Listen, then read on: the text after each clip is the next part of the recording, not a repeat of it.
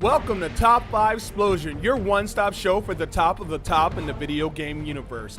Warlocks, full of magic, spunk, and sadistic tendencies. In this episode of Top 5, we explore the badass men of witchcraft. What the fuck?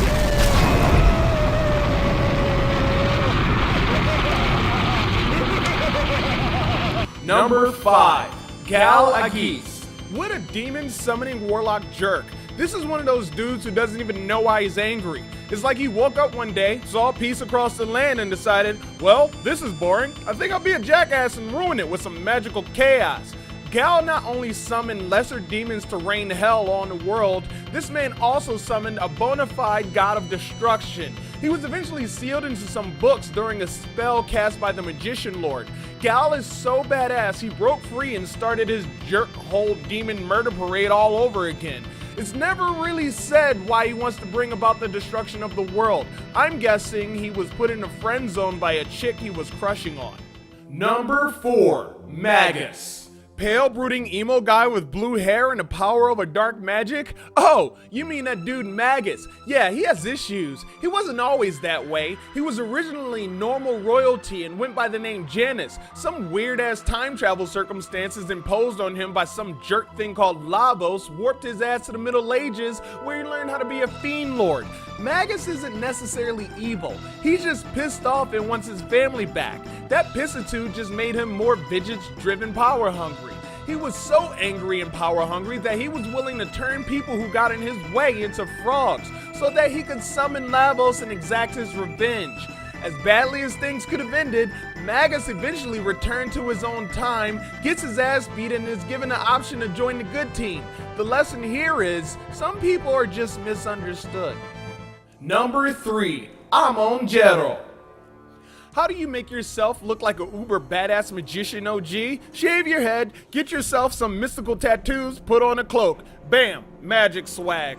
Amon is a take no BS Neverwinter native with full-fledged hocus pocus running through his veins. His life exploring the arcane could have went light or dark, but because adults tend to be so busy with their heads up their collective bureaucratic asses about making decisions and dealing with threats, Amon chose the black magics and rolled with devils and demons. Whatever the case may be, his thirst for solutions and dealing with the threat worked, and he became a total war machine and a hero, at the cost of a decade of freedom.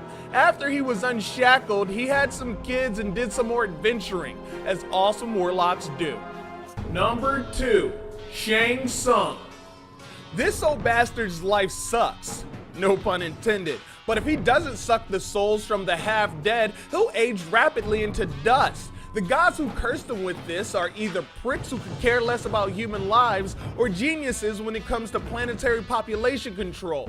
As much as this is a curse, Shang Tsung also benefits from this positively, since he gains the knowledge and abilities of those whose souls he acquires. He can also transform into them like Mystique or Morph from the X-Men.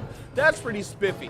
The smartest thing he did was team up with epic odd god Shao Kahn, who restored his youth and allowed him to keep his energy leeching powers. Shang Tsung is another character that never really makes it clear exactly what has crawled up his voodoo ass to make him do bad and backstabbing things. I guess some men just want to watch the world burn. Number 1, Ganondorf Dragmire. What's better than being a king? Being a double king, like some sort of artery-clogging fast food sandwich.